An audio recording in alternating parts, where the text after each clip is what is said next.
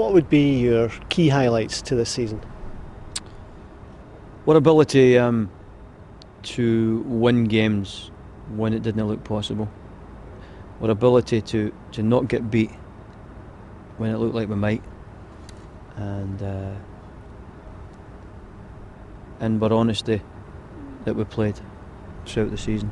Any one game in particular would be one that Gordon Strachan will remember? At the moment, I think maybe the Hearts game here when we scored a couple of goals in the last couple of minutes. I thought Hearts deserved the draw that day, but I can go out in the season where I think we should have won at Falkirk and we get beat. So it kind of eeksy-peeksy, you know. So it's worked out all right. I look at your players. Is there anyone in particular you would? I know managers don't like to single out players, Gordon, but is there anybody who's stood out for you?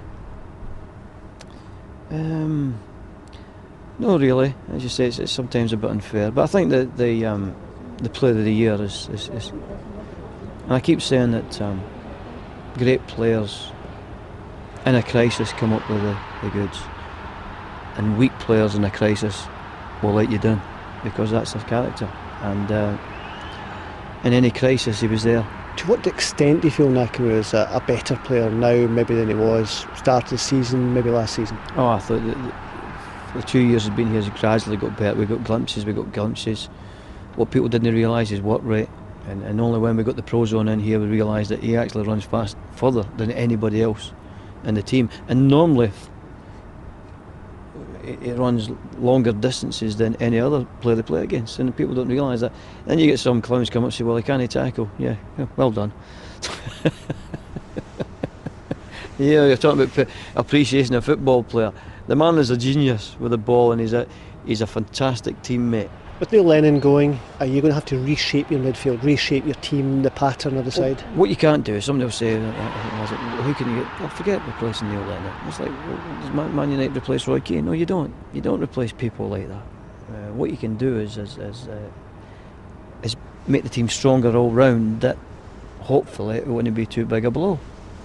We will miss Neil Lennon, not only on the football field, but off the football field.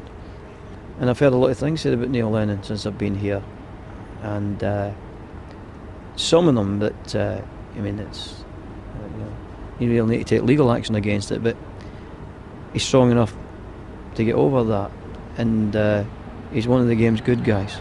When we go on the football field, competitors compete. Sometimes we're not proud of what we do, but off the pitch, he's not just a badge kisser. There's plenty of them going about to kiss the badge and wave at the fans and think they're lovely and we love them all, but they'll sidestep them in a car park so they don't have to sign an autograph. Neil Lennon, he's got time for everybody. He's a genuine Celtic man who loves playing for the club and loves the fans, and a few and far between. Looking for more next year? Of course I am. I'm looking to improve, and I think if you score a lot more goals, then the football itself would have been better. So I think if we do that, we'll accomplish the other one. How far can you take this club? How far can they go? Well, you want to progress and do better than you have done the previous season. I'd love to win the championship by 16 points next year. I'd love to get in the last 8 of the Champions League if we can do that. You've got to try and do that, but make things, attainable. You just can't say I want to win the European Cup next year. Don't be so stupid, Gordon.